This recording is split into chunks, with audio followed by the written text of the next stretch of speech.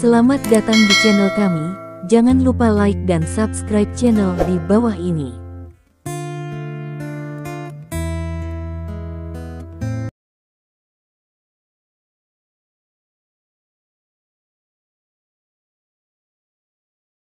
Bab 696.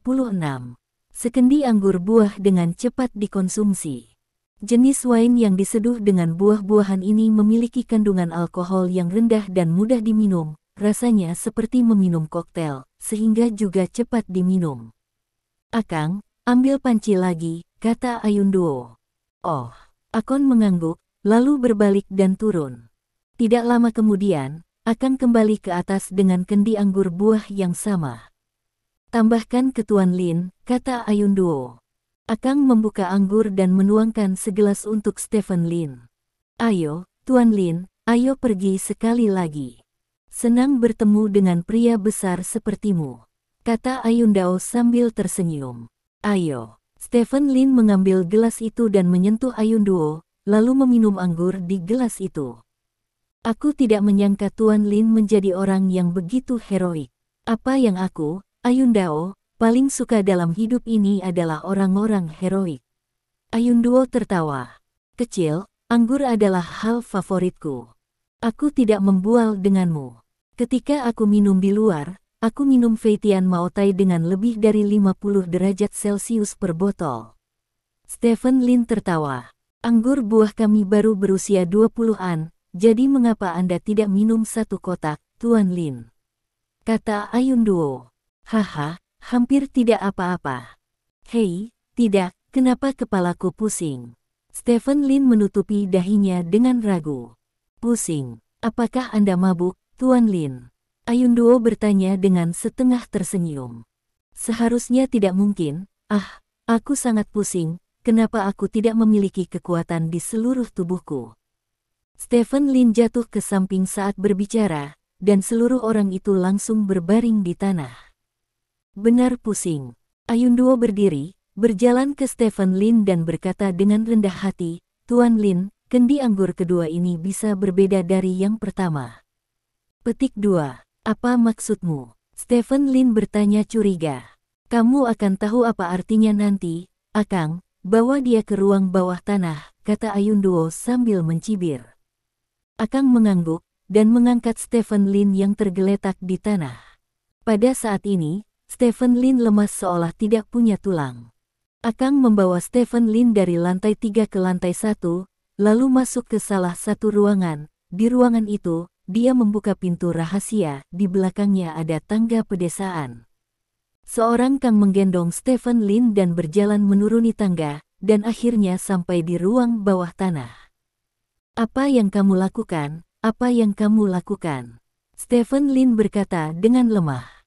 "Kamu akan tahu setelah beberapa saat," kata Akang, dan meletakkan Stephen Lin di papan kayu, lalu mengikat tangan dan kaki Stephen Lin ke papan kayu, dan kemudian menggantung seluruh papan kayu dengan tali, membiarkan Stephen Lin ditangguhkan di udara dengan papan.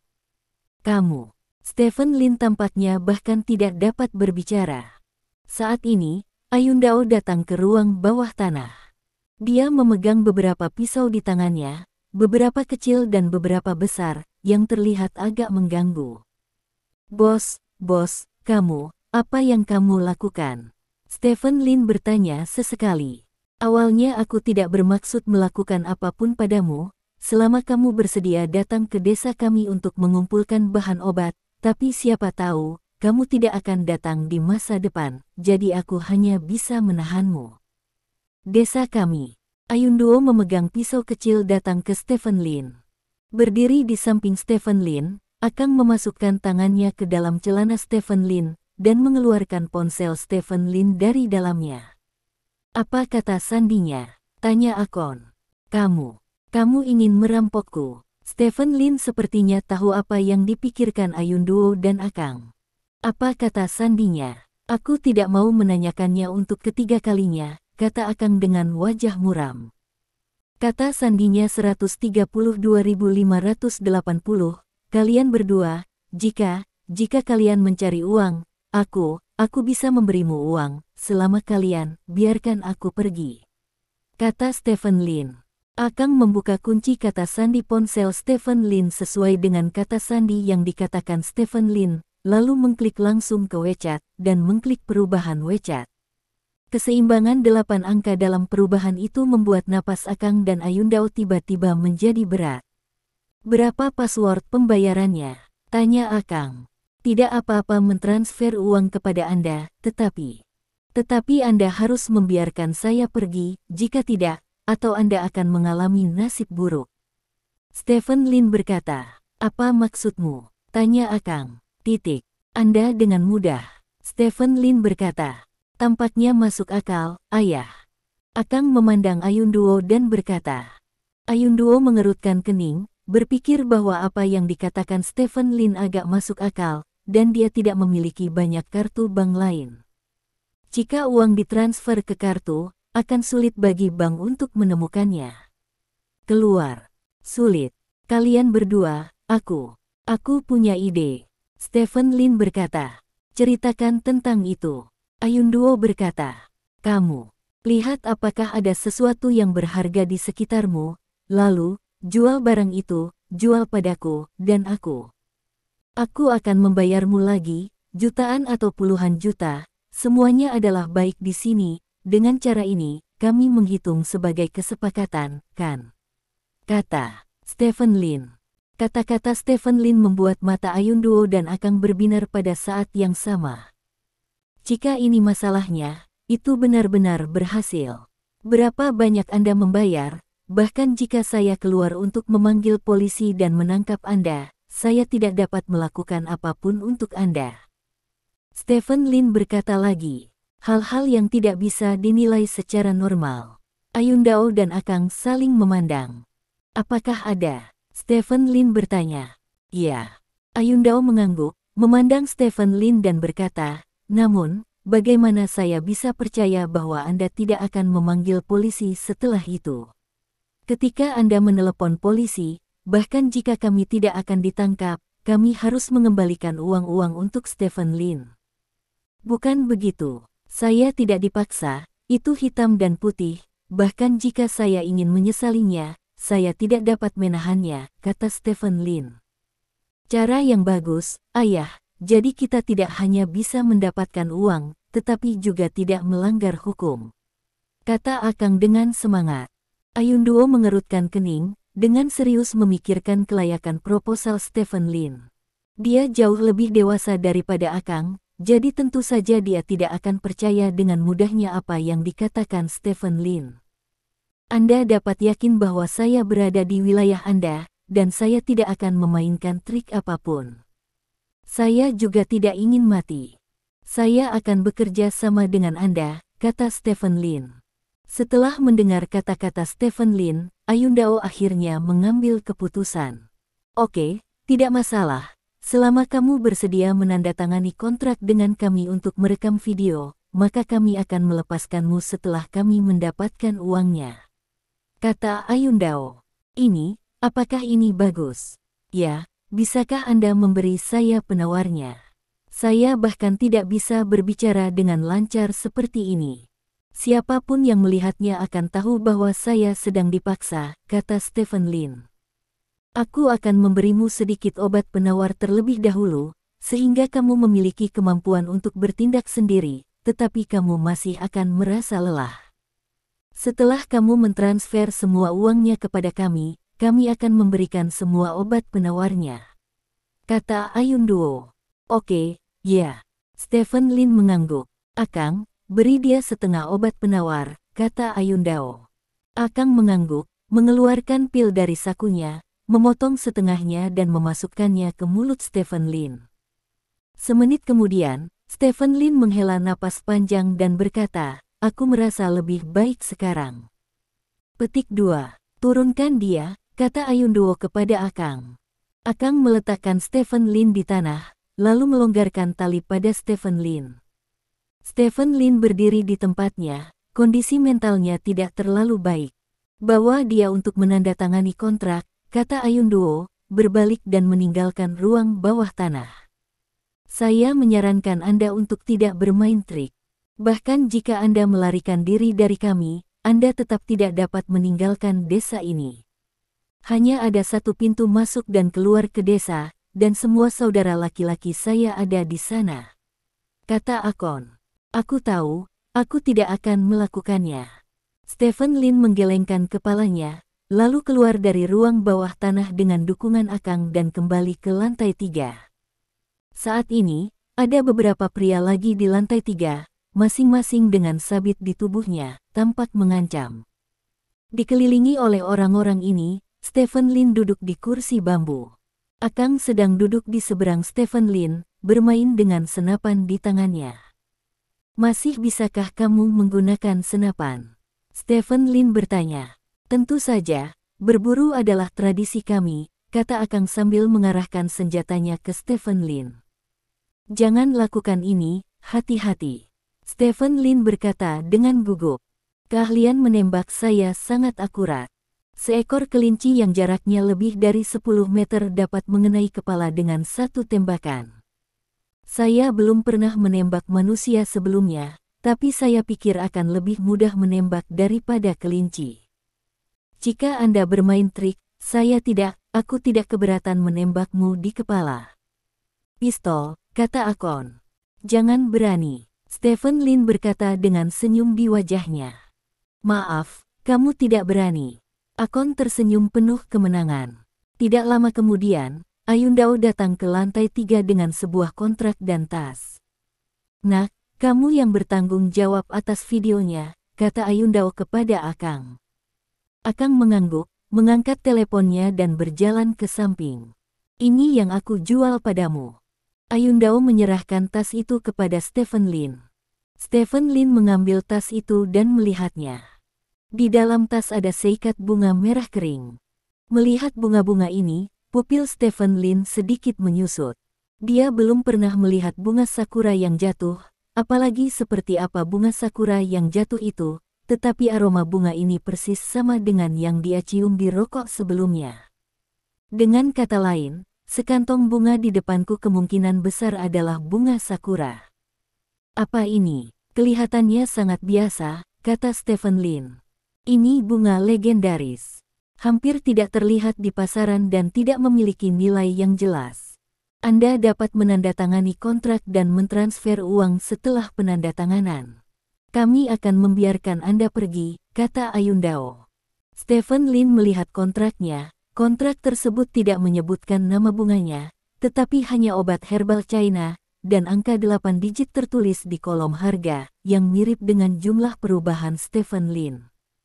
Apa nama bunga ini? Stephen Lin bertanya. Kamu memanggilnya apa? Kamu hanya perlu tahu bahwa dia sangat berharga, kata Akang. Itu dia. Tidak apa-apa, kata Stephen Lin, mengambil pena dan hendak menandatangani kontrak, ketika Ayundao tiba-tiba berteriak, tunggu sebentar. Bab 697. Ada apa? Stephen Lin menghentikan tangannya dan bertanya. Akang, pergi dan tulis kontrak baru dan tulis nama Hua di dalamnya, agar tidak meninggalkan celah, kata Ayundao. Aku tahu, ayah, kata Akang sambil mengambil kontrak itu. Kamu sangat berhati-hati, kata Stephen Lin dengan senyum di wajahnya. Bekerja sama dengan Anda orang kota, dan Anda tidak dapat meninggalkan celah apapun, kata Ayundao. Ya. Stephen Lin mengangguk berulang kali. Tidak lama kemudian, Akang datang ke Stephen Lin dengan kontrak baru, dan menyerahkan kontrak tersebut kepada Stephen Lin. Stephen Lin melirik 3 kata ekstra bunga jedah pada kontrak, dan akhirnya menunjukkan senyum puas di wajahnya. Setelah sekian lama datang ke desa untuk bermain, akhirnya saya menemukan bunga jedah. Bunga jedah, apa ini? Stephen Lin bertanya dengan rasa ingin tahu. Ini adalah bahan obat tradisional China yang ada dalam legenda di desa kami.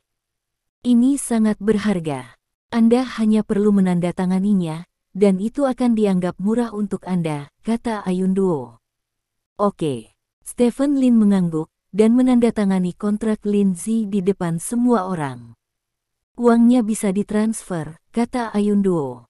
Transfer uang. Uang apa yang akan ditransfer? Stephen Lin bertanya sambil tersenyum.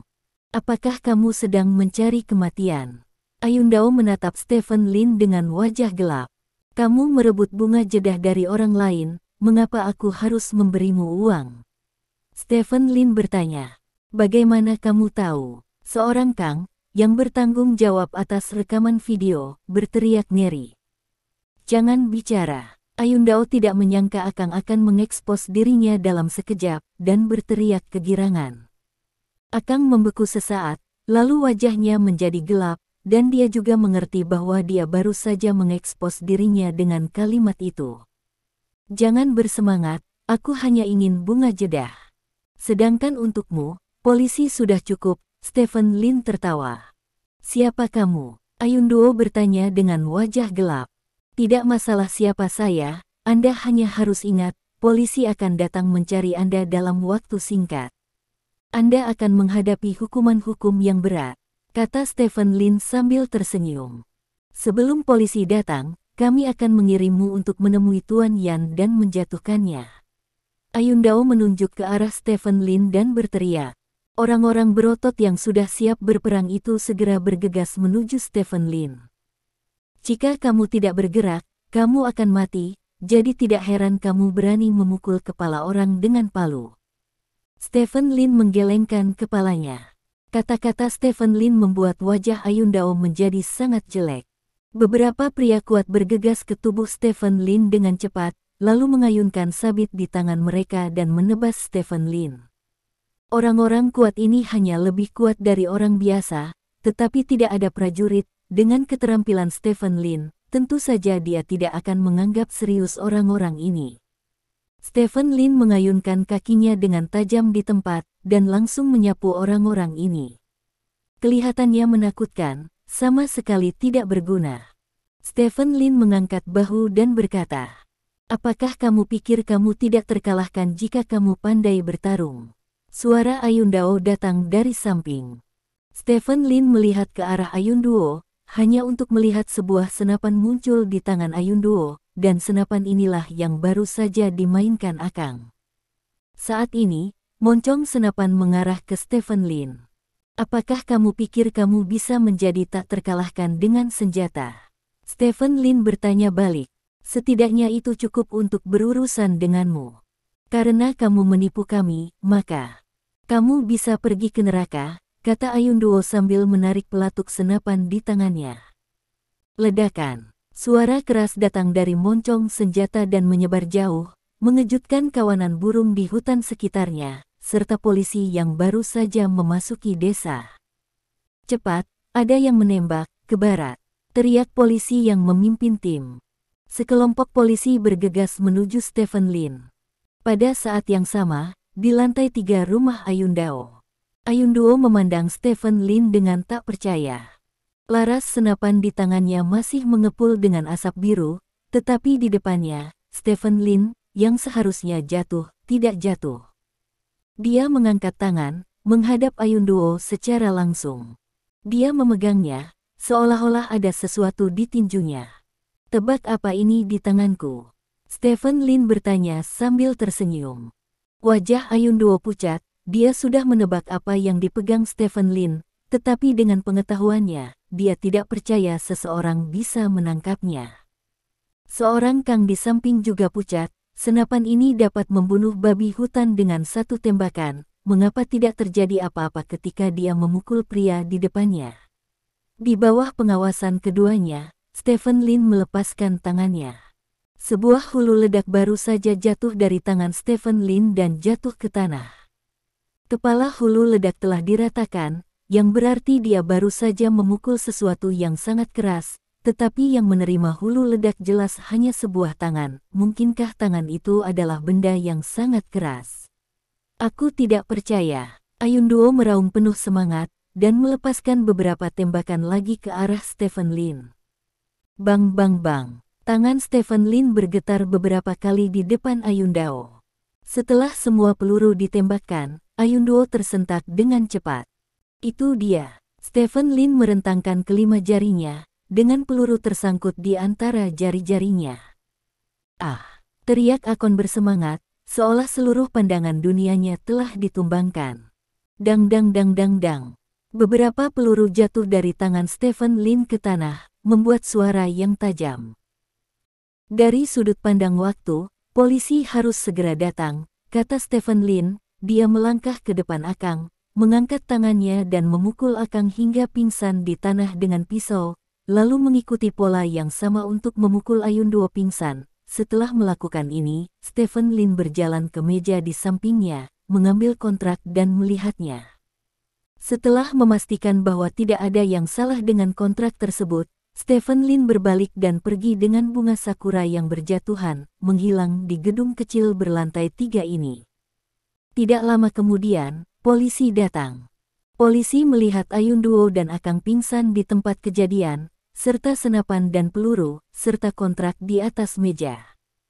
Sebelum datang, polisi hanya membuat catatan tentang Su Guancong, dan Su Guancong juga memberitahu mereka bahwa bunga jedah yang sangat berharga dirampok oleh korban. Kontrak di atas meja sekarang berisi konten yang relevan tentang perdagangan bunga jedah. Sebagai penjual, Ayundao menjadi orang yang paling dicurigai. Oleh karena itu, polisi mengambil semua orang yang hadir, dan yang mengikuti mereka adalah hukuman hukum yang berat. Adapun bunga jedah tersebut, polisi tidak menemukan Lin Zi di TKP, sehingga keberadaan bunga jedah menjadi misteri. Meski polisi membentuk tim ahli khusus untuk mencari Lin Zi, mereka tidak menemukan petunjuk apapun. Sama seperti Lin Zi menghilang di dunia ini. Saat ini, Stephen Lin sudah dalam perjalanan pulang dengan membawa bunga jedah. Meski ada kesalahan, tapi hasilnya bagus, dan tidak sia-sia dia menampilkan permainan seperti itu. Dia sebenarnya tidak tahu siapa pembunuhnya, jadi dia memukuli pria cambuk ketika dia memasuki desa, membuat keributan besar, menarik semua orang ke pusat desa, dan kemudian memancing si pembunuh untuk muncul dengan membeli jamu Cina di harga tinggi. Tujuan terbesar mengambil bunga jedah mungkin juga untuk menjual barang ini. Akibatnya, si pembunuh tidak muncul, jadi Stephen Lin hanya bisa menyetujui undangan Ayunduo, yang akan menciptakan peluang bagi si pembunuh untuk menghubungi dia sendirian jika si pembunuh benar-benar memiliki jedah. Jika dia ingin menjual bunga, maka dia tidak akan pernah membiarkan pengusaha besar seperti dia pergi. Pada akhirnya, apa yang tidak diharapkan Stephen Lin adalah bahwa si pembunuh tidak menunggu, tetapi dia dibius oleh Ayunduo. Stephen Lin telah menyadari bahwa dia diracuni ketika obatnya bekerja. Meskipun Stephen Lin tidak tahu jenis racun apa yang ada di dalamnya, tubuh Stephen Lin langsung kebal terhadap racun ini. Lagi pula, dia pernah melakukan latihan ketahanan dengan racun, dan racun biasa tidak berpengaruh sama sekali padanya. Namun, Stephen Lin masih menggunakan trik dan membiarkan pihak lain mengendalikannya, karena pada saat itu Stephen Lin meragukan Ayunduo dan putranya. Pada langkah selanjutnya dari mentransfer uang, Stephen Lin dengan sengaja memikirkan cara. Pada akhirnya, seperti yang diharapkan Stephen Lin, pihak lain tertipu, dan akhirnya mengeluarkan bunga jedah yang tak ternilai harganya, yaitu bunga sakura yang jatuh. Pada saat yang sama, karena kontrak itu, Stephen Lin juga berhasil membuat ayah dan anak itu cukup curiga, dan jika polisi tidak bodoh, relatif mudah untuk membuka mulut mereka. Aku benar-benar jenius, Stephen Lin berkata dengan bangga pada dirinya sendiri sambil berjalan. Dengan bunga sakura yang jatuh ini, dia dapat dengan sempurna membuat obat rahasia Senong, dan mengambil beberapa lagi pada saat itu. Diperkirakan dalam kondisi saat ini, dia cukup untuk mendorong Xiao Chentian ke tanah tanpa menggunakan kartu hall terakhir. Digosok, yang paling penting adalah alam rahasia keputusasaan dibuka setelah setengah bulan, dan dengan restu dari obat rahasia Senong, kemampuannya untuk menyelamatkan hidupnya di alam rahasia jauh lebih kuat daripada yang lain. Dalam perjalanan, Stephen Lin menelepon Su Guancong dan mengetahui bahwa Su Guancong telah tiba di kota terdekat. Sebagai pelapor kasus ini, Su Guancong juga dicurigai, tetapi dia tidak punya waktu untuk melakukan kejahatan, jadi kecurigaan itu segera dibereskan, dan sekarang Su Guancong sedang makan di sebuah toko penggorengan kecil di kota. Stephen Lin segera bergegas, dan muncul di depan Su Guancong dalam waktu 10 menit. Apakah kamu menemukan sesuatu? Su Guancong bertanya dengan cepat. Pada dasarnya pembunuhnya telah diidentifikasi, dan polisi juga telah menangkap pembunuhnya. Kasus ini harus dianggap selesai, kata Stephen Lin. Begitu cepat, Su Guancong bertanya dengan heran. Kalau tidak, ini masalah sepele, Stephen Lin tersenyum. Hei, Chen tua yang malang, kata Su Guancong sambil menghela nafas. Setiap orang tidak bersalah dan dia bersalah. Tidak apa-apa bagi Lao Chen untuk tinggal di kota besar. Dia tinggal sendirian di tempat yang menyebalkan itu, dan dia dibebani dengan uang dalam jumlah besar dan tanaman obat yang berharga.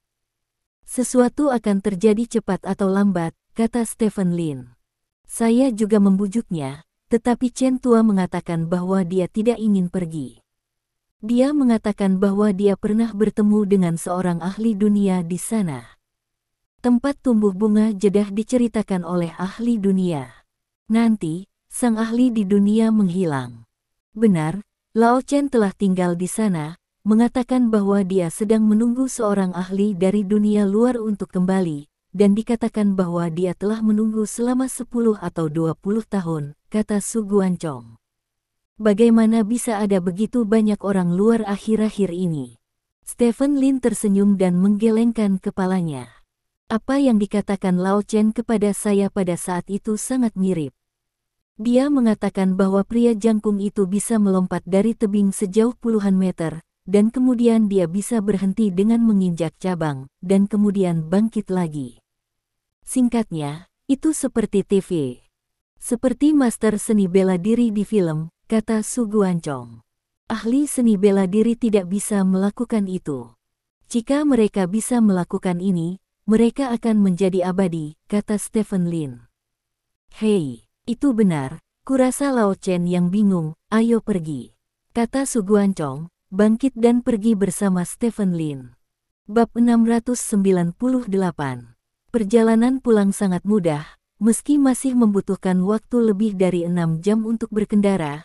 Bagi Stephen Lin, 6 jam ini lebih dari 6 jam bahagia karena dia mendapatkan bunga jedah.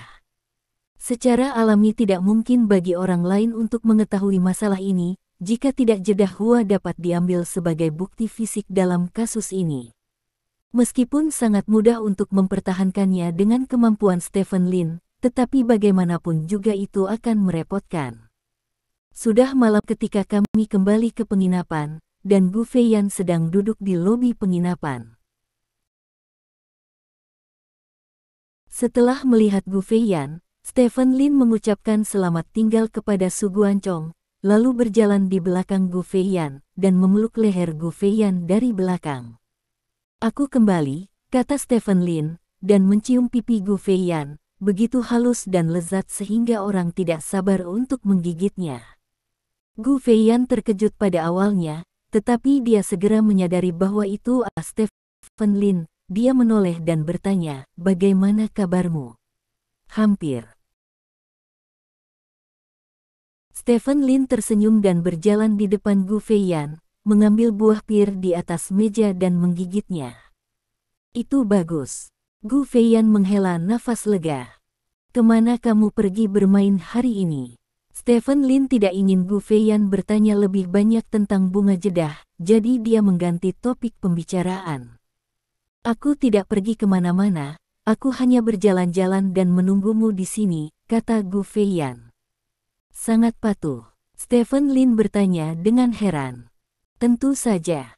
Gu Feiyan tersenyum, meraih tangan Stephen Lin dan berkata, ayah tidak ada di sini, aku tidak bisa berlarian, biarkan ayah khawatir. Petik 2. Bagus sekali. Stephen Lin meletakkan tangannya di tangan Gu Feiyan, aku menggosok wajah.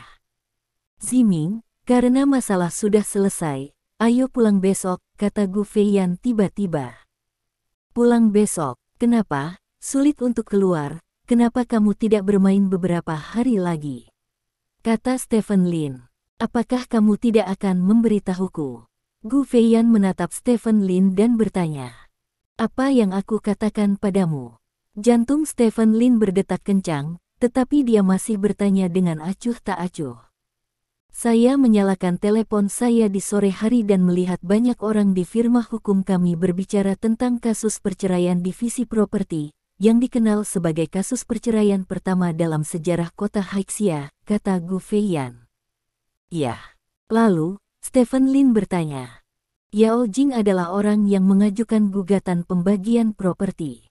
Apakah Anda takut saya tidak senang jika mengetahui masalah ini? Jadi Anda mematikan ponsel saya dengan alasan.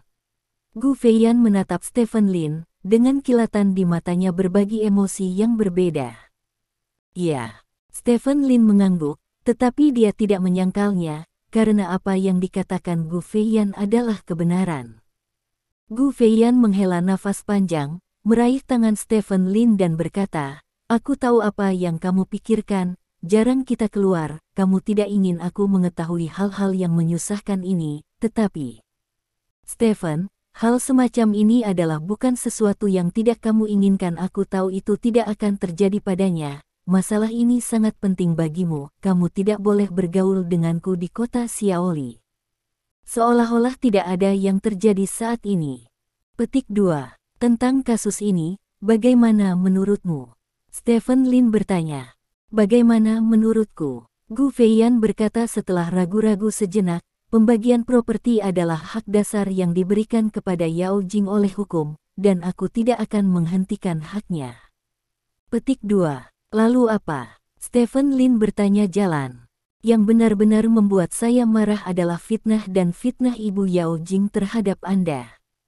Saya tidak akan ikut campur dalam masalah pembagian properti, karena Anda akan memiliki lebih banyak orang profesional, dan itu akan melibatkan puluhan miliar pembagian properti.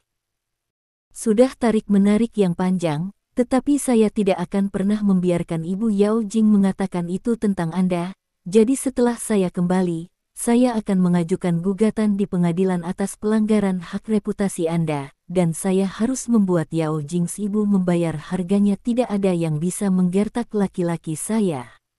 Gu Feiyan berkata dengan bersemangat.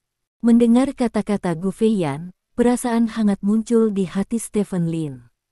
Ini adalah Xiao Gu, seorang wanita yang telah mencintainya selama bertahun-tahun, selalu mempertimbangkannya, dan memiliki rasa kesopanan. Jika dia dengan gegabah ikut campur dalam pembagian harta antara dia dan Yao Jing, itu pasti tidak sesuai dengan statusnya saat ini. Itu akan membuat orang merasa bahwa petahana saat ini bersaing dengan mantan untuk properti keluarga, jadi dia mengambil inisiatif untuk mengatakan bahwa dia tidak akan campur tangan dalam kasus pembagian properti, dan hanya mengajukan gugatan terhadap Zhou Yanqiu karena memfitnahnya. Hanya menargetkan dia secara pribadi, yang sangat menyentuh hati Stephen Lin. Aku sudah memesan tiket untuk kembali besok. Aku tahu takdir. Hakmu atas reputasi telah dilanggar. Masalah ini tidak boleh dibiarkan terus seperti ini, kata Gu Feiyan. Oke, Stephen Lin akhirnya menyetujui permintaan Gu Feiyan. Saat ini, Gu Feiyan sudah mengetahui masalah ini. Jika dia terus memaksa tetap di sini, Gu Feiyan pasti akan merasa gelisah setiap hari. Lebih baik kembali dan menyelesaikan ini urusan. Jadi, keesokan paginya, Stephen Lin dan Gu Feiyan meninggalkan kota Xiaoli bersama. Su Guancong, teman baru Stephen Lin, secara khusus mengirim mereka berdua ke bandara, dan mengundang mereka untuk datang ke kota Xiaoli untuk bermain lagi di masa mendatang. Stephen Lin secara alami setuju, dia masih mengagumi Su Guancong, dan dia akan datang ke kota Xiaoli lagi jika dia memiliki kesempatan di masa depan. Setelah itu, keduanya naik pesawat ke kota Xiahai. Beberapa jam kemudian, pesawat mendarat di bandara Xiahai. Dong Jian, yang telah menerima kabar sebelumnya, mengatur beberapa mobil untuk menjemput Stephen Lin dan Gu Feiyan. Dalam perjalanan, Gu Feiyan secara kasar menemukan seluk-beluk dari keseluruhan kasus. Saya tidak akan terlalu memperhatikan pembagian properti. Nanti, Anda akan memberi saya otorisasi, dan saya akan mewakili Anda dalam gugatan terhadap Zhou Yanqiu karena merusak reputasi Anda, kata Gu Feiyan. Oke, Stephen Lin mengangguk. Tidak diragukan lagi, yang terbaik adalah menyerahkan masalah ini kepada Gu Feiyan. Lagi pula, Zhou Yanqiu dulunya adalah ibu mertuanya, dan bahkan ibu Yao Jing. Jika tidak ditangani dengan benar, ada akan menjadi masalah yang tak ada habisnya. Keduanya datang ke perusahaan bersama. Setelah itu Stephen Lin memberikan surat kuasa kepada Gu Feiyan. Gu Feiyan mengambil surat kuasa dan segera meninggalkan perusahaan. Di perusahaan, Stephen Lin duduk bersama sekelompok eksekutif dari grup Lin. Dari munculnya kasus pembagian properti hingga saat ini, nilai pasar perusahaan kami telah menyusut hingga 15% hanya dalam beberapa hari, dan dilihat dari situasi saat ini, busur penyusutan akan terus meningkat. Dampak dari hal ini masalah Anda secara pribadi ini juga sangat besar. Beberapa pernyataan Zhou Yanqiu di media TV telah sangat memengaruhi citra Anda sendiri.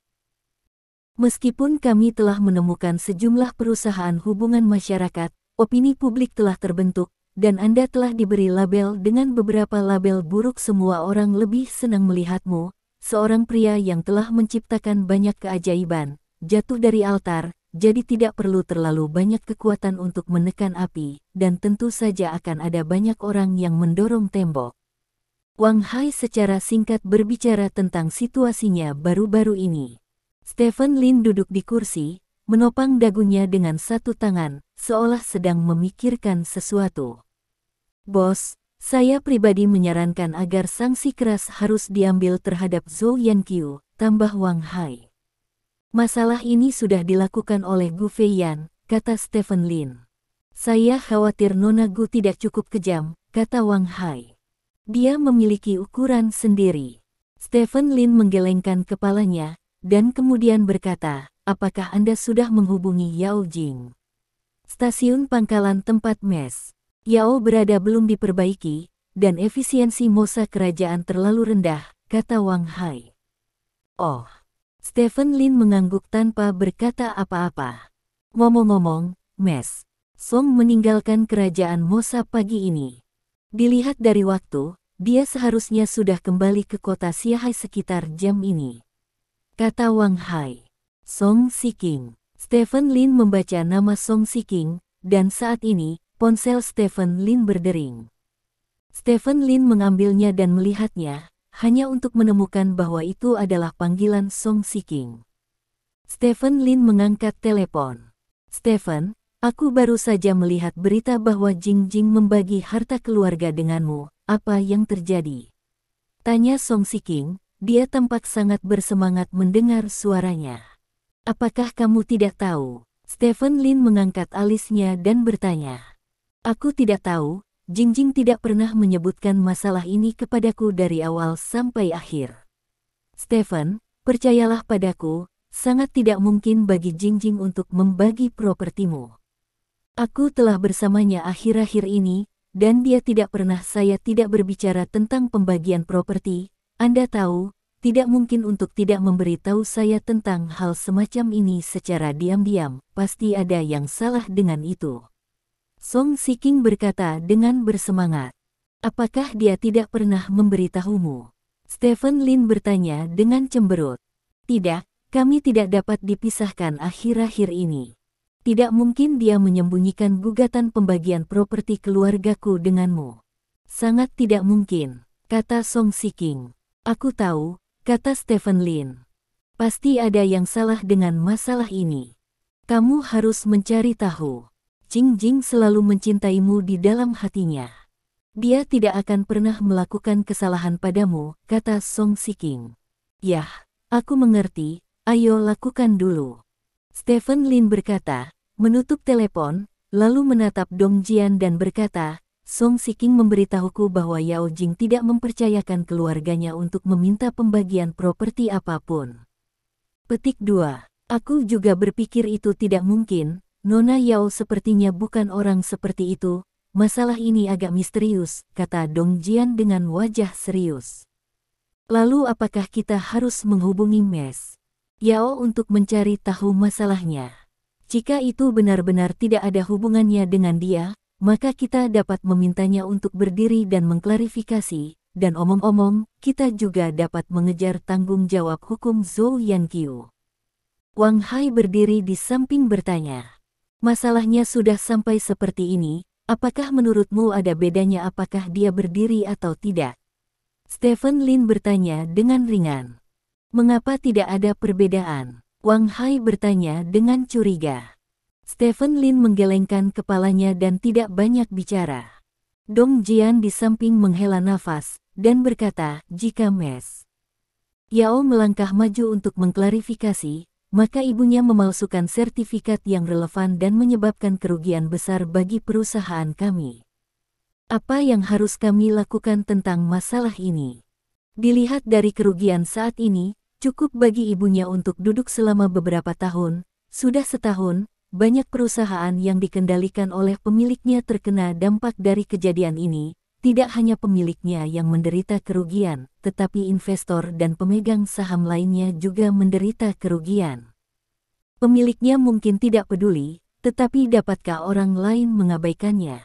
Masalah ini sejak Ibu Nona Yao memfitnah Patriark di depan kamera, dia berada di luar kendali Nona Yao. Bab 699. Kata-kata Dong Jian membungkam semua orang di sekitarnya. Setiap orang sebenarnya adalah orang yang cerdas, dan Dong Jian secara alami akan mengerti ketika dia menyebutkannya. Pengaruh masalah ini sudah terlalu besar. Di bawah pengaruh seperti itu, bahkan jika Yao Jing melangkah maju untuk mengklarifikasi, artinya tidak akan terlalu besar. Apalagi, dia berdiri untuk mengklarifikasi bahwa yang tidak beruntung adalah ibunya, jadi apakah dia akan keluar untuk mengklarifikasi atau tidak? Namun, Patriark, saran saya adalah agar Anda berbicara dengan Nona Yao, kata Dong Jian. Stephen Lin mengangguk dan berkata, setelah pertemuan di sini selesai, atur agar aku berbicara dengannya. Petik 2. Oke. Dong Jian mengangguk. Rapat berlangsung lebih dari setengah jam dan berakhir. Isi rapat sebenarnya sangat sederhana. Itu untuk membahas penanggulangan. Yang disebut penanggulangan adalah bagaimana menyelesaikan kasus pembagian properti ini secepat mungkin. Dari tentu saja, premisnya adalah untuk meminimalkan dampak kerusakan pada Stephen Lin. Setelah pertemuan, semua orang bubar, hanya menyisakan Dong Jian. Patriark, saya akan mengatur seseorang untuk menghubungi Nona Yao sekarang. Setelah Dong Jian selesai berbicara, dia mengambil ponselnya ke samping. Pada saat yang sama, di dalam wilayah Mosas, Yao Jing sedang berencana untuk beristirahat ketika tiba-tiba terdengar ketukan di pintu kamarnya. Siapa? Yao Jing bertanya. Nona Yao, saya di bawah Patriark. Sebuah suara datang dari luar pintu. Anak buah Patriark. Yao Jing segera memahami 4 kata yang tidak bisa dijelaskan itu.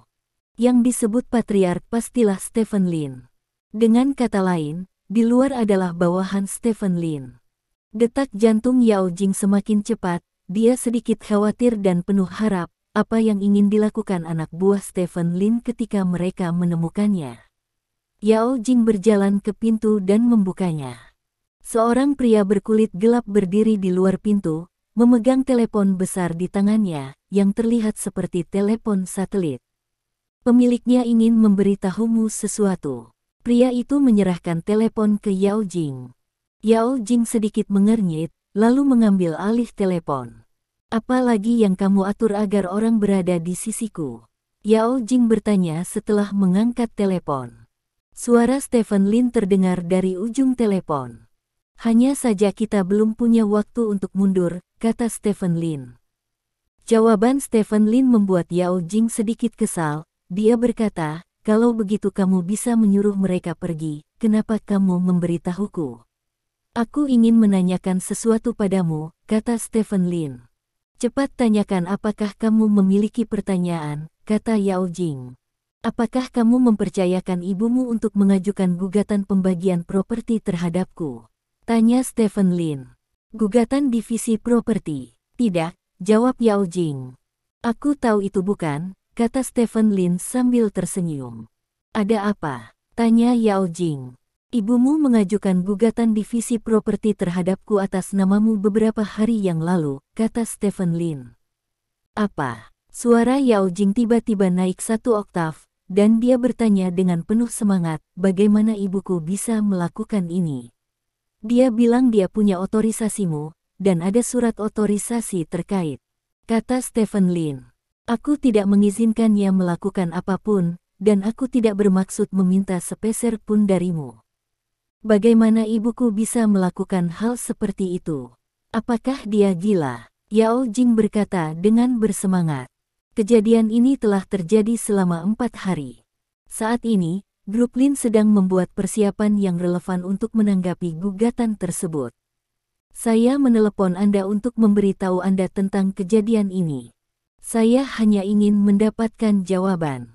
Sekarang sepertinya jawabannya adalah sama seperti yang saya pikirkan, kata Stephen Lin. Sudah 4 hari, kenapa kamu tidak meneleponku lebih awal? Kenapa kamu menunda sampai sekarang? Tanya Yao Jing. Kamu tidak bisa menelepon, dan aku tidak ingin kamu tahu bahwa aku telah mengatur seseorang untuk berada di sisimu, kata Stephen Lin.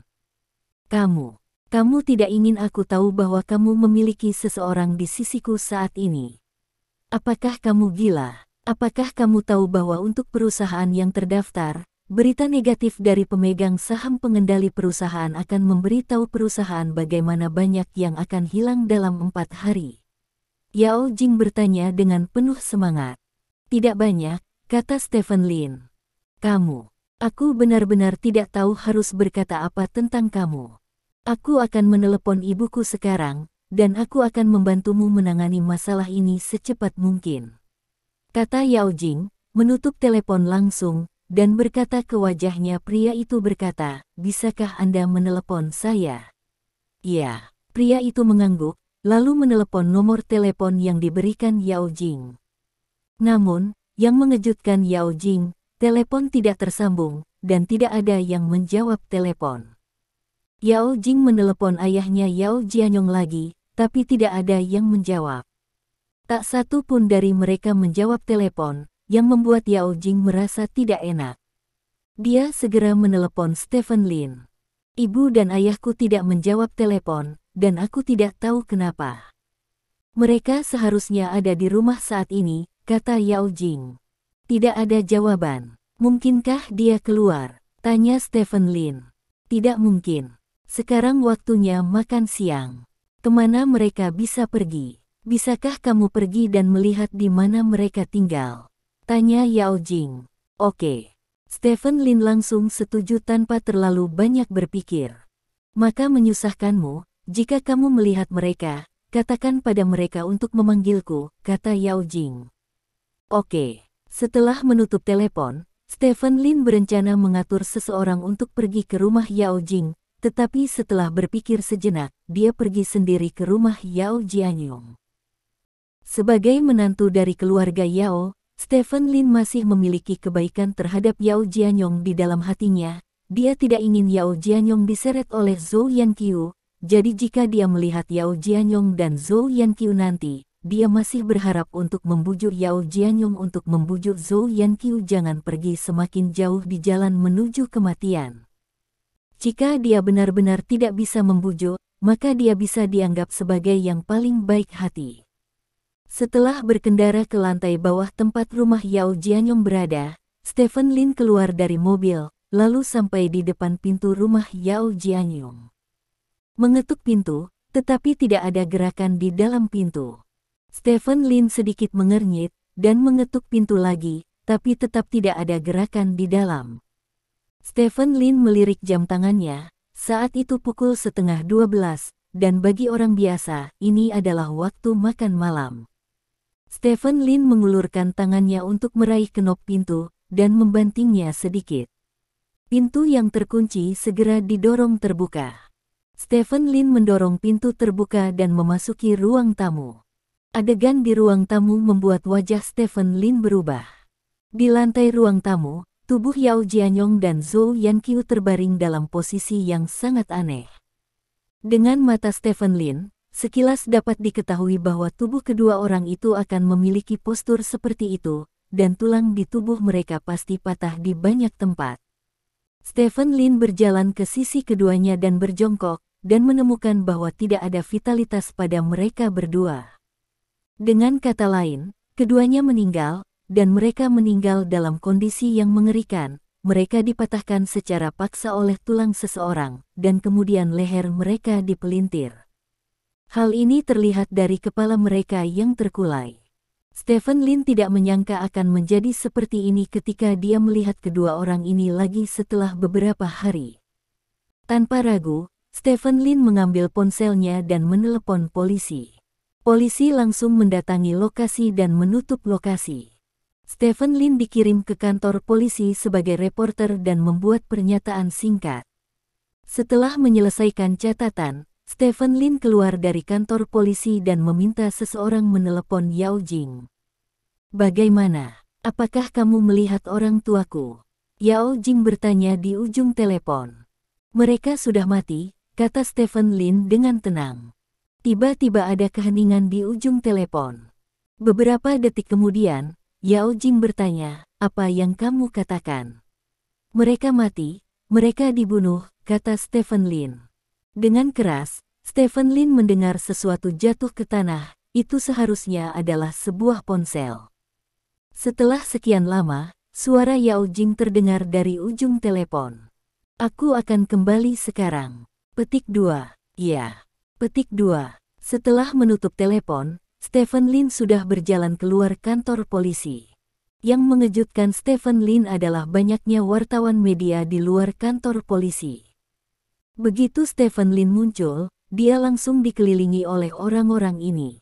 "Tuan Lin, apa pendapat Anda tentang pembunuhan ayah mertua dan ibu mertua Anda yang asli?" "Tuan Lin, ibu mertua Anda pernah secara terbuka menuduh Anda di media melakukan kekerasan dalam rumah tangga terhadap putrinya, yang menyebabkan harga saham perusahaan Anda menyusut tajam. Apakah ini alasan mengapa ibu mertua Anda terbunuh?" "Tuan Lin, apakah pembunuhan mertua Anda terkait dengan Anda? Apakah Anda menyewa pembunuh untuk membunuh mereka hanya karena mereka mengungkap sisi Anda yang sebenarnya?" Segala macam pertanyaan rumit muncul di wajahnya, dan Stephen Lin tidak dapat bereaksi untuk sementara waktu. Pada saat ini, Dong Jian muncul di samping Stephen Lin dengan sekelompok besar pengawal. Sekelompok pengawal memblokir semua wartawan yang mengelilingi Stephen Lin, dan memaksa keluar. "Patriark, ayo pergi," kata Dong Jian. Stephen Lin mengangguk, mengikuti Dong Jian melewati kerumunan, masuk ke mobil tidak jauh dan meninggalkan tempat kejadian. "Seseorang mencoba menjebakku," kata Stephen Lin sambil duduk di dalam mobil, mengerutkan kening. "Ya, Patriark, dilihat dari situasi saat ini, Zhou Yanqiu sudah mati. Kamu adalah orang yang paling mencurigakan karena kamu punya cukup motif untuk membunuhnya." Dong Jian mengangguk. "Menarik." Stephen Lin meletakkan tangannya di bawah kepalanya dan melihat ke langit berbintang di atap mobil dan berkata, "Pertama, Zhou Yanqiu memalsukan surat kuasa untuk mengajukan gugatan pembagian properti terhadap saya, membuat saya berpikir bahwa Zhou Yanqiu ingin menggigit sepotong tubuh saya, dan kemudian setelah itu, Zhou Yanqiu memfitnah saya. Saya juga berpikir bahwa dia hanya ingin menempati landasan moral yang tinggi untuk mempengaruhi pembagian properti. Pada akhirnya, Zhou Yanqiu terbunuh. Apa yang saya pikirkan sebelumnya salah. Semua operasi sebelumnya, satu demi satu, tujuan utamanya adalah menjadikan saya tersangka pembunuhan Zhou Yanqiu. Siapa di balik semua ini? Apakah Lin Haitang yang bertarung dengan Lin Mo? Atau aliansi UKC yang mengalami gesekan sebelumnya? Atau anggota tingkat tinggi dari klan naga? Siapa yang merencanakan semua ini? Petik 2. Setelah mengetahui apa yang terjadi pada Zhou Yanqiu, saya mengatur agar seseorang pergi ke firma hukum Tianxing secepatnya mungkin, dan ternyata Li Tianxing telah menghilang. Kata Dong Jian. Pembunuhan Zhou Yanqiu pasti ada hubungannya dengan dia. Bahkan dapat dikatakan bahwa mereka telah memutuskan untuk membunuh Zhou Yanqiu ketika mereka mendorong Zhou Yanqiu untuk mengajukan gugatan pembagian properti kepada saya. Sekarang Zhou Yanqiu sudah mati, mereka harus tahu tentang kita. Saya akan pergi ke mereka, jadi secara alami tidak mungkin untuk tetap di firma hukum, kata Stephen Lin. Maka masalah ini benar-benar merepotkan, kata Dong Jian. Ini cukup merepotkan, kata Stephen Lin. Bab 700. Bahkan Stephen Lin mengatakan bahwa masalah ini menjadi sangat merepotkan, jadi bisa dibayangkan masalah ini memang sangat merepotkan. Nyatanya, sangat tidak mungkin menjadikan Stephen Lin sebagai penjahat dengan memanfaatkan kejadian ini. Nyawa Stephen Lin tidak akan terpengaruh oleh kejadian ini, dan penyelidikan polisi tidak mungkin menuding kejadian ini kepadanya. Hal yang paling menyusahkan tentang masalah ini adalah Stephen Lin tidak melakukan masalah ini, dan semua orang berpikir bahwa dia memiliki kemampuan dan motivasi untuk melakukan masalah ini. Ini adalah hal yang sangat menakutkan di negeri naga. Bagi banyak polisi papan ketik dan hakim papan ketik, jika Stephen Lin memiliki kemampuan dan motivasi untuk melakukan ini, dia pasti terkait dengan kasus ini. Bahkan jika Stephen Lin tidak membunuh orang tersebut, sudah pasti Stephen Lin yang mengatur agar dia dibunuh. Jika tidak, bagaimana mungkin orang lain melakukan hal yang begitu kejam pada pasangan? Biasa ini, di bawah gagasan yang terbentuk sebelumnya, bahkan jika polisi akhirnya memutuskan bahwa Stephen Lin tidak ada hubungannya dengan kasus ini, orang akan berpikir ada sesuatu yang mencurigakan tentang itu. Entah Stephen Lin menggunakan pengaruhnya yang kuat untuk membuat polisi kewalahan, atau Stephen Lin menggunakan koneksinya untuk membuat polisi membantunya memberantas kejahatan, atau Stephen Lin menghabiskan uang untuk menyelesaikan masalah ini.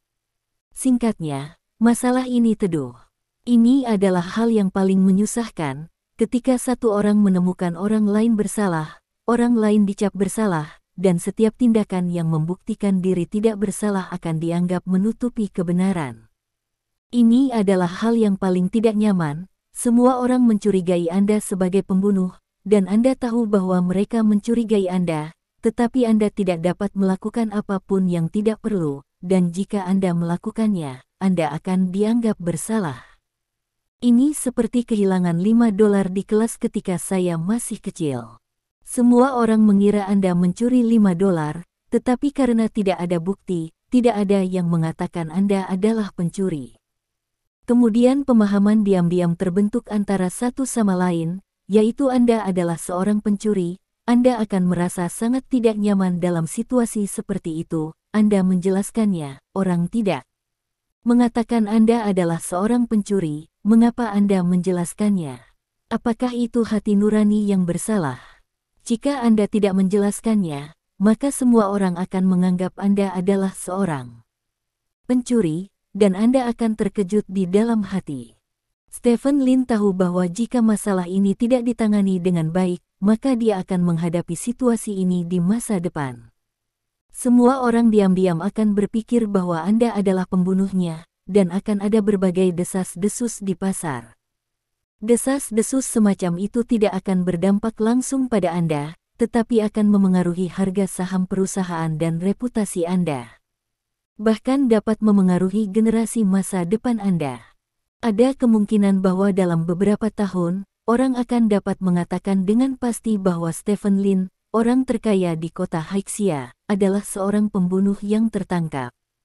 Langkah ini benar-benar luar biasa. Dengan langkah seperti itu, prestise yang saya kumpulkan di tahap awal dan citra pribadi saya semuanya runtuh dalam semalam.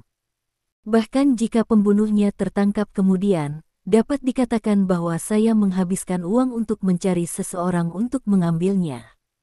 Salahkan. Tidak peduli apa, saya akan disalahkan atas pembunuhan ini, kata Stephen Lin. Ya. Bukti apapun yang dapat kamu gunakan untuk membuktikan bahwa kamu tidak bersalah akan menjadi cerita hitam di mulut orang lain, kata Dong Jian dengan wajah serius. Saya memikirkan kasus yang terjadi di universitas kami bertahun-tahun yang lalu. Seorang mahasiswa mengendarai mobil mewah dan membunuh seseorang yang menerobos lampu merah. Itu hanya kecelakaan lalu lintas biasa, hanya karena mahasiswa tersebut mengendarai mobil mewah. Berita bahwa dia membunuh seseorang saat mengemudi di bawah pengaruh alkohol, dan kemudian keluarganya menghabiskan uang untuk menyelesaikan berita itu, juga ada di berita. Anggota keluarga dari orang yang terbunuh datang ke sekolah untuk membuat keributan, bersikeras pada menghukum berat si pembunuh. Pada akhirnya, pria itu terpaksa putus sekolah. Dia juga kehilangan banyak uang, dan akhirnya depresi.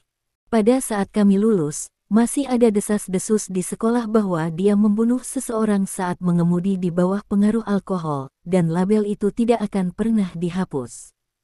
Kata Stephen Lin. Begitulah dunia ini. Orang-orang selalu memilih untuk percaya apa yang mereka yakini sebagai kebenaran. Setiap penjelasan yang bertentangan dengan apa yang mereka yakini adalah menutup-nutupi dan salah, kata Dong Jian. Apakah Yao Jing kembali? Stephen Lin bertanya. Saya baru saja naik pesawat setengah jam yang lalu, dan saya telah mengatur agar orang-orang mengikuti saya sepanjang jalan, kata Dong Jian. Ya. Stephen Lin mengangguk. Saat ini, panggilan telepon Gu Feiyan masuk. Stephen Lin mengangkat telepon. Aku baru saja mendengar bahwa orang tua Yao Jing terbunuh. Suara Gu Feiyan sedikit rendah. Ya, kata Stephen Lin. Ini juga. Gu Feiyan sedikit terdiam. Masalah ini tidak ada hubungannya denganmu, kamu tidak perlu terlibat, aku akan menanganinya, kata Stephen Lin. Menilai dari situasi saat ini, kamu akan menjadi tersangka terbesar dalam kasus ini, kata Gu Feiyan. Ya, kata Stephen Lin. Lalu, apa yang akan kamu lakukan? Jika semua orang memutuskan bahwa kamu adalah tersangka, tidak ada penjelasan yang akan membantumu, kata Gu Feiyan. Dalam hal ini, lebih baik tidak menjelaskan, kata Stephen Lin. Tidakkah kamu jelaskan? Ini adalah cara yang baik, tetapi pasti akan ada banyak orang yang akan meragukanmu dan bahkan menyerangmu karena hal ini. Departemen Hukum perusahaanmu harus melakukan pekerjaan dengan baik dalam hal ini, dan kamu tidak boleh membiarkan orang-orang memulai ini. Meskipun ini tampaknya sedikit ditutup-tutupi, tetapi begitu kepala ini dibuka, akan ada lebih banyak serangan terhadap Anda di masa depan. Lebih baik bunuh mereka di Buayan, kata Gu Feiyan. Saya akan menemukan cara untuk menangani masalah ini dengan benar. Anda tinggal di rumah dengan patuh, dan saya akan mendatangi Anda setelah saya menyelesaikan masalah ini. Kata Stephen Lin. Tidak apa-apa, jika kamu membutuhkan bantuanku, tanyakan saja padaku, kata Gu Feiyan. Menutup telepon, Stephen Lin merasa sedikit lega.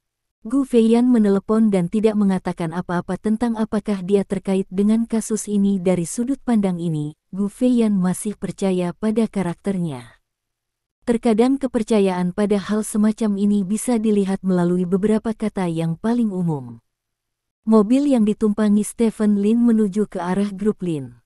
Pada saat yang sama, berbagai berita tentang kasus pembunuhan ini menyebar dengan cepat. Bagi penduduk kota Haixia, beberapa hari terakhir ini bisa dikatakan sebagai hari-hari yang paling banyak gosip.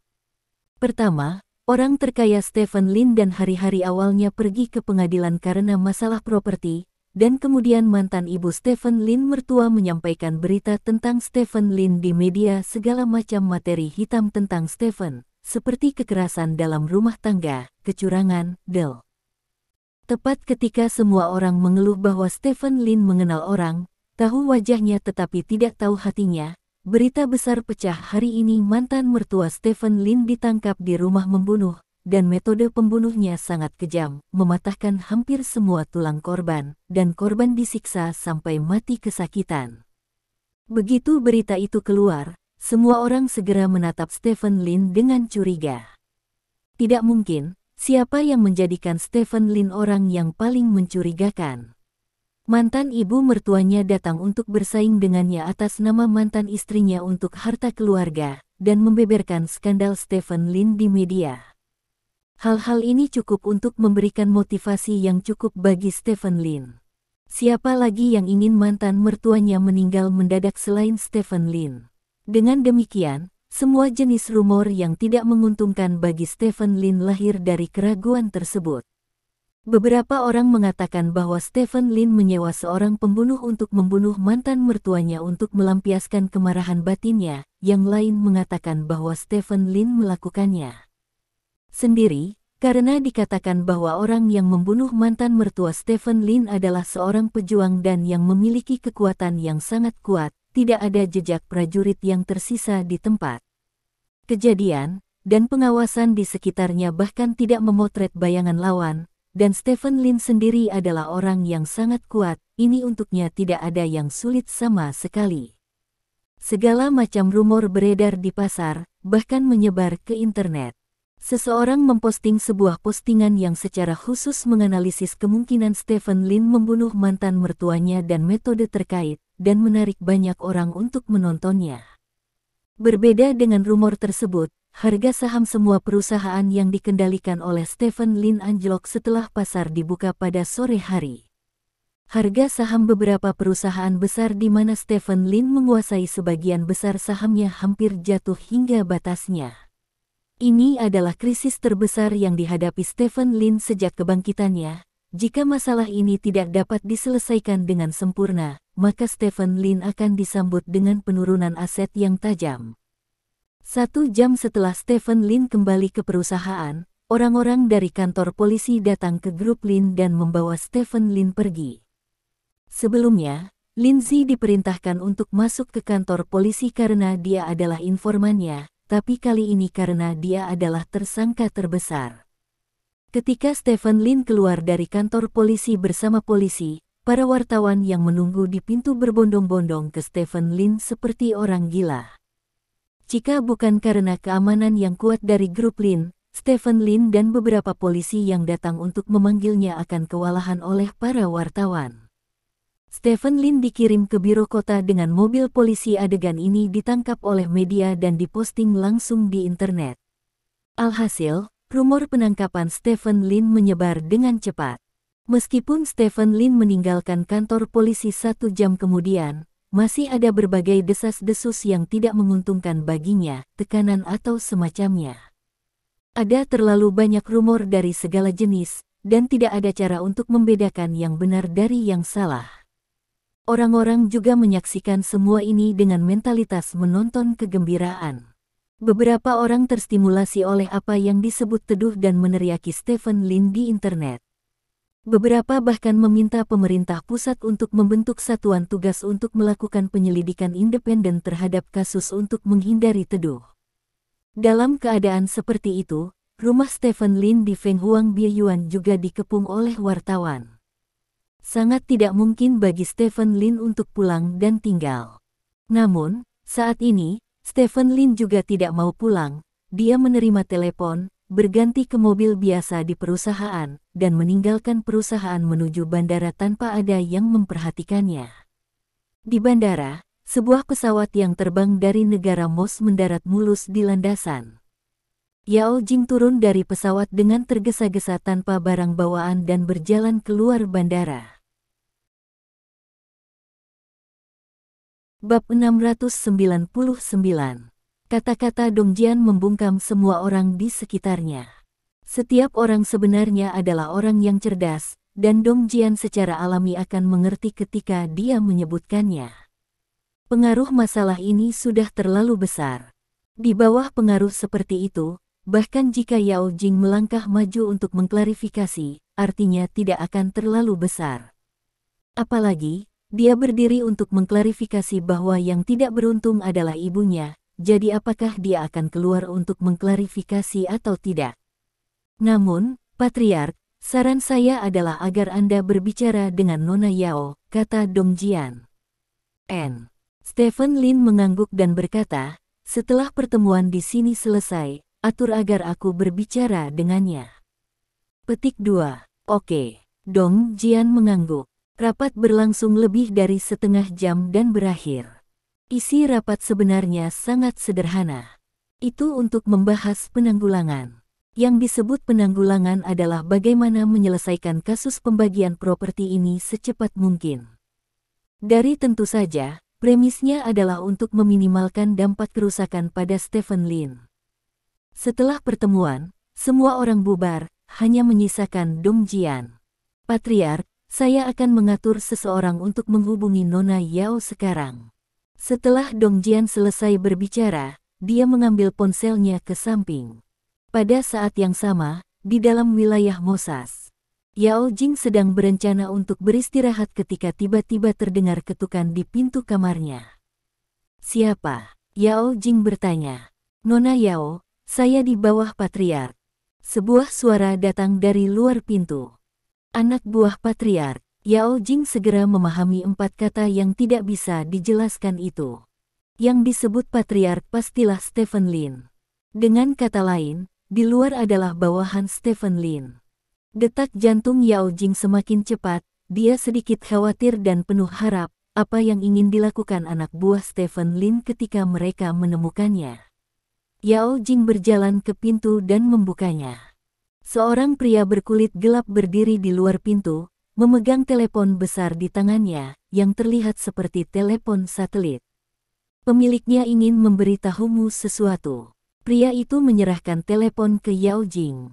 Yao Jing sedikit mengernyit, lalu mengambil alih telepon. Apa lagi yang kamu atur agar orang berada di sisiku? Yao Jing bertanya setelah mengangkat telepon. Suara Stephen Lin terdengar dari ujung telepon. Hanya saja kita belum punya waktu untuk mundur, kata Stephen Lin. Jawaban Stephen Lin membuat Yao Jing sedikit kesal. Dia berkata, kalau begitu kamu bisa menyuruh mereka pergi, kenapa kamu memberitahuku? Aku ingin menanyakan sesuatu padamu, kata Stephen Lin. Cepat tanyakan apakah kamu memiliki pertanyaan, kata Yao Jing. Apakah kamu mempercayakan ibumu untuk mengajukan gugatan pembagian properti terhadapku? Tanya Stephen Lin. Gugatan divisi properti? Tidak, jawab Yao Jing. Aku tahu itu bukan, kata Stephen Lin sambil tersenyum. Ada apa? Tanya Yao Jing. Ibumu mengajukan gugatan divisi properti terhadapku atas namamu beberapa hari yang lalu, kata Stephen Lin. Apa? Suara Yao Jing tiba-tiba naik 1 oktav, dan dia bertanya dengan penuh semangat, bagaimana ibuku bisa melakukan ini? Dia bilang dia punya otorisasimu, dan ada surat otorisasi terkait. Kata Stephen Lin. Aku tidak mengizinkannya melakukan apapun, dan aku tidak bermaksud meminta sepeser pun darimu. Bagaimana ibuku bisa melakukan hal seperti itu? Apakah dia gila? Yao Jing berkata dengan bersemangat. Kejadian ini telah terjadi selama 4 hari. Saat ini, Grup Lin sedang membuat persiapan yang relevan untuk menanggapi gugatan tersebut. Saya menelepon Anda untuk memberitahu Anda tentang kejadian ini. Saya hanya ingin mendapatkan jawaban. Sekarang sepertinya jawabannya adalah sama seperti yang saya pikirkan, kata Stephen Lin. Sudah 4 hari, kenapa kamu tidak meneleponku lebih awal? Kenapa kamu menunda sampai sekarang? Tanya Yao Jing. Kamu tidak bisa menelepon, dan aku tidak ingin kamu tahu bahwa aku telah mengatur seseorang untuk berada di sisimu, kata Stephen Lin. Kamu tidak ingin aku tahu bahwa kamu memiliki seseorang di sisiku saat ini. Apakah kamu gila? Apakah kamu tahu bahwa untuk perusahaan yang terdaftar, berita negatif dari pemegang saham pengendali perusahaan akan memberitahu perusahaan bagaimana banyak yang akan hilang dalam 4 hari? Yao Jing bertanya dengan penuh semangat. Tidak banyak, kata Stephen Lin. Aku benar-benar tidak tahu harus berkata apa tentang kamu. Aku akan menelepon ibuku sekarang, dan aku akan membantumu menangani masalah ini secepat mungkin. Kata Yao Jing, menutup telepon langsung, dan berkata ke wajahnya. Pria itu berkata, bisakah Anda menelepon saya? Ya, pria itu mengangguk, lalu menelepon nomor telepon yang diberikan Yao Jing. Namun, yang mengejutkan Yao Jing, telepon tidak tersambung, dan tidak ada yang menjawab telepon. Yao Jing menelepon ayahnya Yao Jianyong lagi, tapi tidak ada yang menjawab. Tak satu pun dari mereka menjawab telepon, yang membuat Yao Jing merasa tidak enak. Dia segera menelepon Stephen Lin. Ibu dan ayahku tidak menjawab telepon, dan aku tidak tahu kenapa. Mereka seharusnya ada di rumah saat ini, kata Yao Jing. Tidak ada jawaban. Mungkinkah dia keluar? Tanya Stephen Lin. Tidak mungkin. Sekarang waktunya makan siang. Kemana mereka bisa pergi? Bisakah kamu pergi dan melihat di mana mereka tinggal? Tanya Yao Jing. Oke. Stephen Lin langsung setuju tanpa terlalu banyak berpikir. Maka menyusahkanmu, jika kamu melihat mereka, katakan pada mereka untuk memanggilku, kata Yao Jing.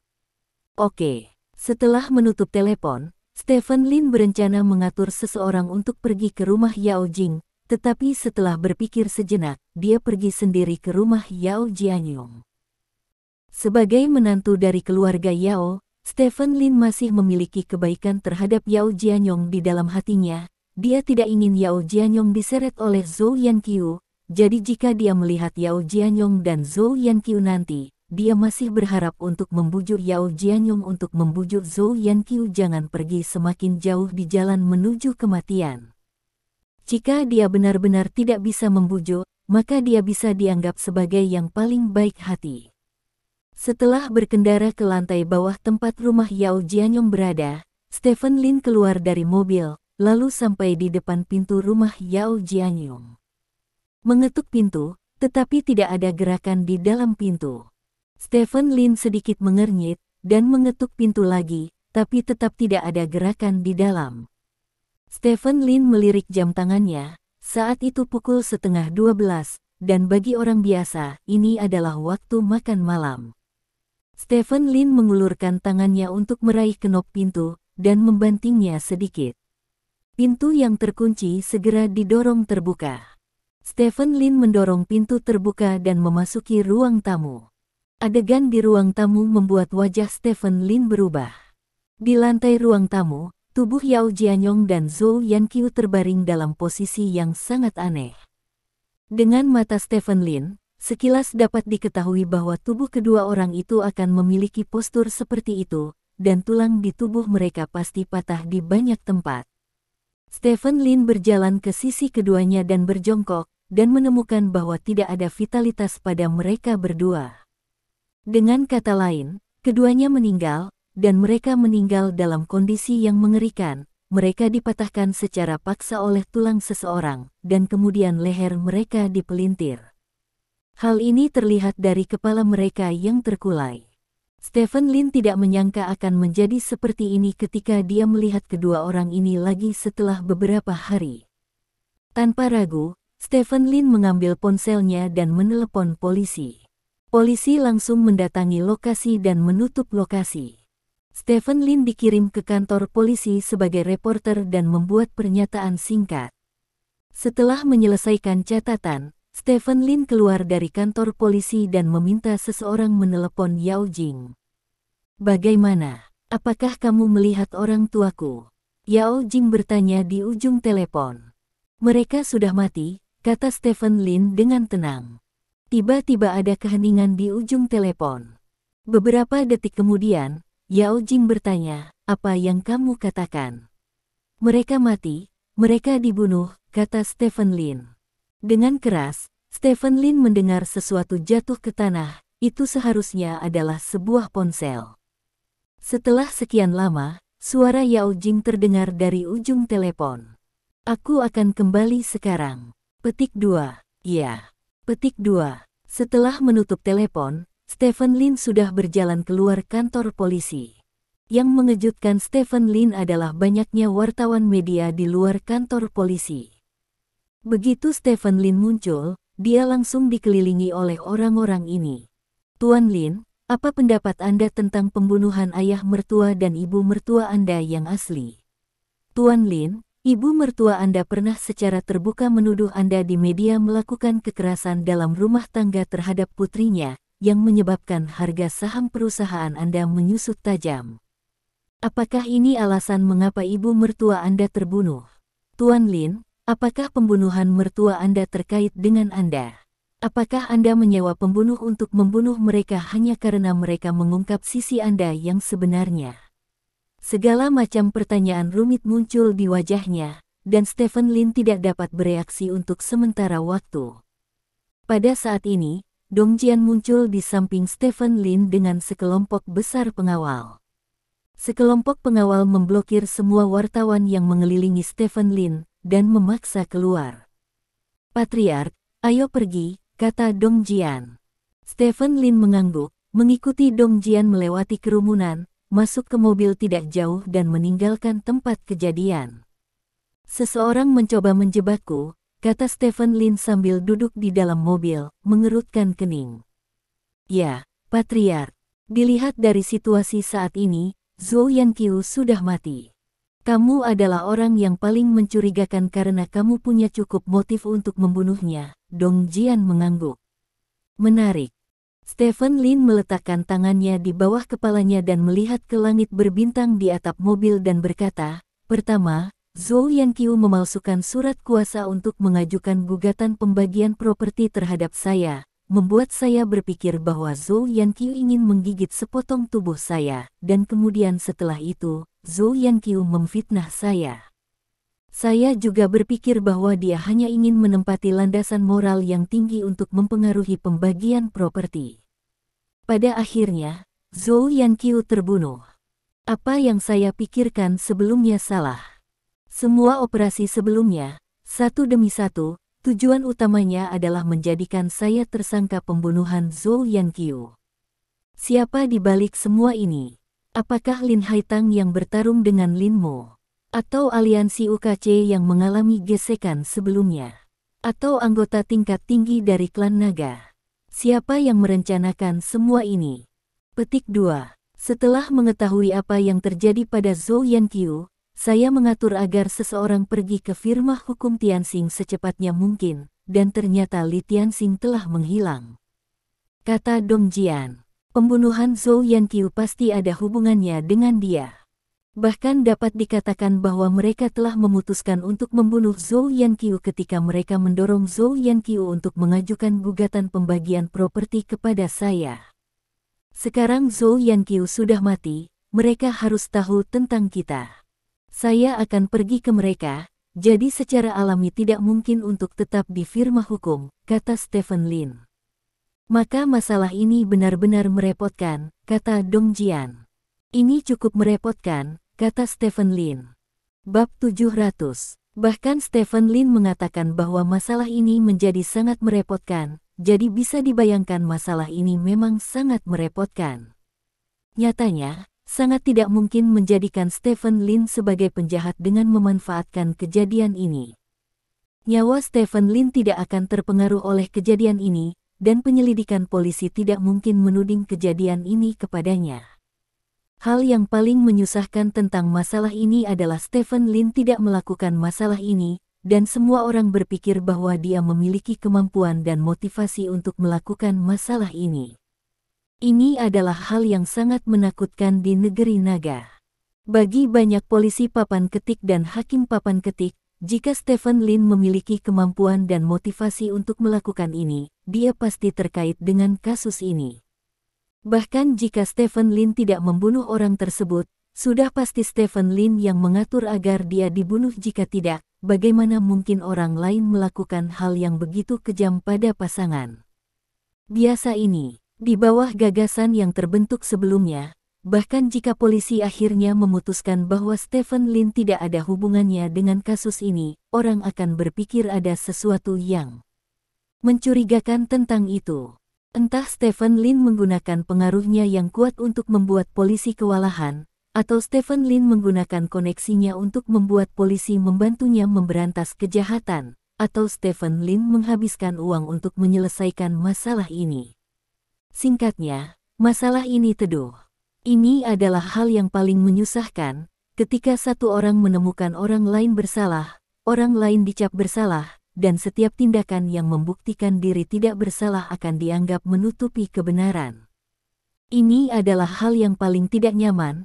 Semua orang mencurigai Anda sebagai pembunuh, dan Anda tahu bahwa mereka mencurigai Anda, tetapi Anda tidak dapat melakukan apapun yang tidak perlu, dan jika Anda melakukannya, Anda akan dianggap bersalah. Ini seperti kehilangan $5 di kelas ketika saya masih kecil.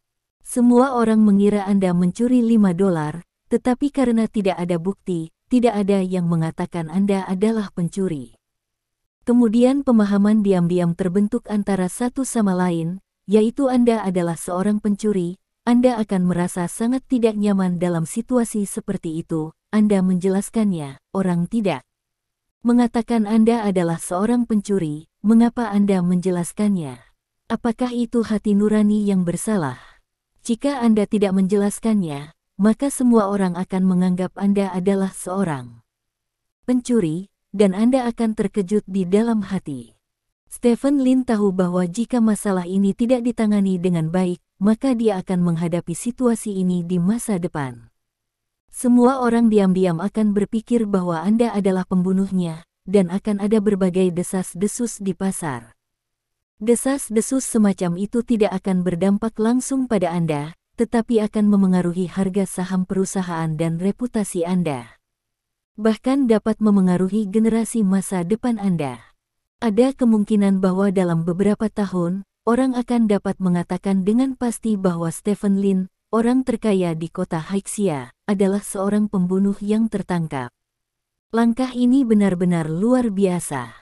Dengan langkah seperti itu, prestise yang saya kumpulkan di tahap awal dan citra pribadi saya semuanya runtuh dalam semalam. Bahkan jika pembunuhnya tertangkap kemudian, dapat dikatakan bahwa saya menghabiskan uang untuk mencari seseorang untuk mengambilnya. Salahkan. Tidak peduli apa, saya akan disalahkan atas pembunuhan ini, kata Stephen Lin. Ya, bukti apapun yang dapat kamu gunakan untuk membuktikan bahwa kamu tidak bersalah akan menjadi cerita hitam di mulut orang lain, kata Dong Jian dengan wajah serius. Saya memikirkan kasus yang terjadi di universitas kami bertahun-tahun yang lalu. Seorang mahasiswa mengendarai mobil mewah dan membunuh seseorang yang menerobos lampu merah. Itu hanya kecelakaan lalu lintas biasa, hanya karena mahasiswa tersebut mengendarai mobil mewah. Berita bahwa dia membunuh seseorang saat mengemudi di bawah pengaruh alkohol, dan kemudian keluarganya menghabiskan uang untuk menyelesaikan berita itu, juga ada di berita. Anggota keluarga dari orang yang terbunuh datang ke sekolah untuk membuat keributan, bersikeras pada menghukum berat si pembunuh. Pada akhirnya, pria itu terpaksa putus sekolah. Dia juga kehilangan banyak uang, dan akhirnya depresi. Pada saat kami lulus, masih ada desas-desus di sekolah bahwa dia membunuh seseorang saat mengemudi di bawah pengaruh alkohol, dan label itu tidak akan pernah dihapus. Kata Stephen Lin. Begitulah dunia ini. Orang-orang selalu memilih untuk percaya apa yang mereka yakini sebagai kebenaran. Setiap penjelasan yang bertentangan dengan apa yang mereka yakini adalah menutup-nutupi dan salah, kata Dong Jian. Apakah Yao Jing kembali? Stephen Lin bertanya. Saya baru saja naik pesawat setengah jam yang lalu, dan saya telah mengatur agar orang-orang mengikuti saya sepanjang jalan, kata Dong Jian. Ya. Stephen Lin mengangguk. Saat ini, panggilan telepon Gu Feiyan masuk. Stephen Lin mengangkat telepon. Aku baru saja mendengar bahwa orang tua Yao Jing terbunuh. Suara Gu Feiyan sedikit rendah. Ya, kata Stephen Lin. Ini juga. Gu Feiyan sedikit terdiam. Masalah ini tidak ada hubungannya denganmu, kamu tidak perlu terlibat, aku akan menanganinya, kata Stephen Lin. Menilai dari situasi saat ini, kamu akan menjadi tersangka terbesar dalam kasus ini, kata Gu Feiyan. Ya, kata Stephen Lin. Lalu, apa yang akan kamu lakukan? Jika semua orang memutuskan bahwa kamu adalah tersangka, tidak ada penjelasan yang akan membantumu, kata Gu Feiyan. Dalam hal ini, lebih baik tidak menjelaskan, kata Stephen Lin. Tidakkah kamu jelaskan? Ini adalah cara yang baik, tetapi pasti akan ada banyak orang yang akan meragukanmu dan bahkan menyerangmu karena hal ini. Departemen Hukum perusahaanmu harus melakukan pekerjaan dengan baik dalam hal ini, dan kamu tidak boleh membiarkan orang-orang memulai ini. Meskipun ini tampaknya sedikit ditutup-tutupi, tetapi begitu kepala ini dibuka, akan ada lebih banyak serangan terhadap Anda di masa depan. Lebih baik bunuh mereka di Buayan, kata Gu Feiyan. Saya akan menemukan cara untuk menangani masalah ini dengan benar. Anda tinggal di rumah dengan patuh, dan saya akan mendatangi Anda setelah saya menyelesaikan masalah ini. Kata Stephen Lin. Tidak apa-apa, Jika kamu membutuhkan bantuanku, tanyakan saja padaku, kata Gu Feiyan. Menutup telepon, Stephen Lin merasa sedikit lega. Gu Feiyan menelepon dan tidak mengatakan apa-apa tentang apakah dia terkait dengan kasus ini dari sudut pandang ini. Gu Feiyan masih percaya pada karakternya. Terkadang kepercayaan pada hal semacam ini bisa dilihat melalui beberapa kata yang paling umum. Mobil yang ditumpangi Stephen Lin menuju ke arah grup Lin. Pada saat yang sama, berbagai berita tentang kasus pembunuhan ini menyebar dengan cepat.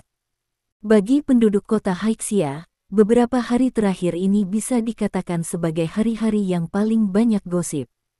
Pertama, orang terkaya Stephen Lin dan hari-hari awalnya pergi ke pengadilan karena masalah properti, dan kemudian mantan ibu Stephen Lin mertua menyampaikan berita tentang Stephen Lin di media. Segala macam materi hitam tentang Stephen, seperti kekerasan dalam rumah tangga, kecurangan, Tepat ketika semua orang mengeluh bahwa Stephen Lin mengenal orang, tahu wajahnya tetapi tidak tahu hatinya, berita besar pecah hari ini. Mantan mertua Stephen Lin ditangkap di rumah membunuh, dan metode pembunuhnya sangat kejam, mematahkan hampir semua tulang korban, dan korban disiksa sampai mati kesakitan.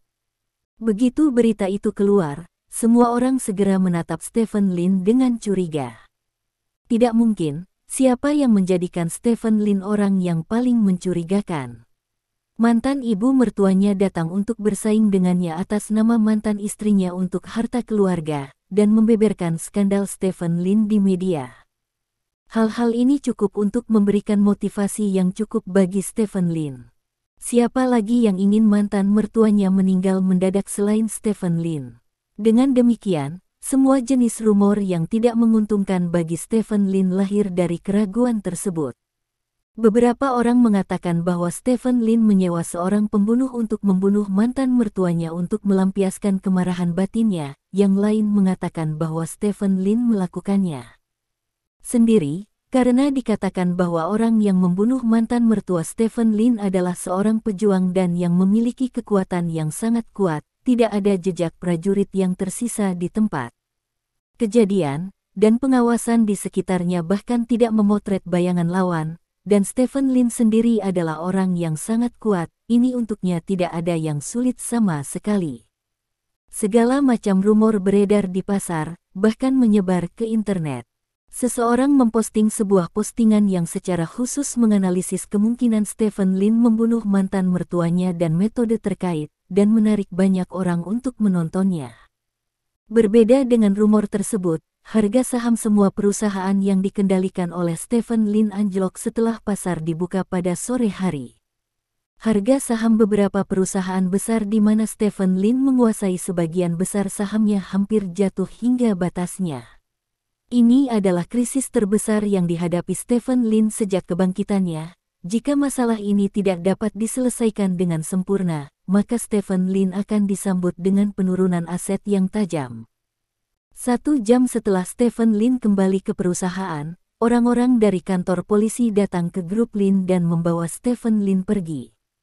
Sebelumnya, Lindsay diperintahkan untuk masuk ke kantor polisi karena dia adalah informannya, tapi kali ini karena dia adalah tersangka terbesar.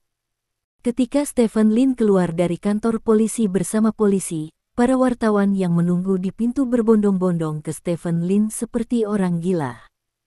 Jika bukan karena keamanan yang kuat dari grup Lin, Stephen Lin dan beberapa polisi yang datang untuk memanggilnya akan kewalahan oleh para wartawan. Stephen Lin dikirim ke biro kota dengan mobil polisi. Adegan ini ditangkap oleh media dan diposting langsung di internet. Alhasil, rumor penangkapan Stephen Lin menyebar dengan cepat. Meskipun Stephen Lin meninggalkan kantor polisi 1 jam kemudian, masih ada berbagai desas-desus yang tidak menguntungkan baginya, tekanan atau semacamnya. Ada terlalu banyak rumor dari segala jenis, dan tidak ada cara untuk membedakan yang benar dari yang salah. Orang-orang juga menyaksikan semua ini dengan mentalitas menonton kegembiraan. Beberapa orang terstimulasi oleh apa yang disebut teduh dan meneriaki Stephen Lin di internet. Beberapa bahkan meminta pemerintah pusat untuk membentuk satuan tugas untuk melakukan penyelidikan independen terhadap kasus untuk menghindari teduh. Dalam keadaan seperti itu, rumah Stephen Lin di Fenghuang Bieyuan juga dikepung oleh wartawan. Sangat tidak mungkin bagi Stephen Lin untuk pulang dan tinggal. Namun, saat ini, Stephen Lin juga tidak mau pulang. Dia menerima telepon, berganti ke mobil biasa di perusahaan, dan meninggalkan perusahaan menuju bandara tanpa ada yang memperhatikannya. Di bandara, sebuah pesawat yang terbang dari negara MOS mendarat mulus di landasan. Yao Jing turun dari pesawat dengan tergesa-gesa tanpa barang bawaan dan berjalan keluar bandara. Terima kasih. Sampai jumpa di bab selanjutnya.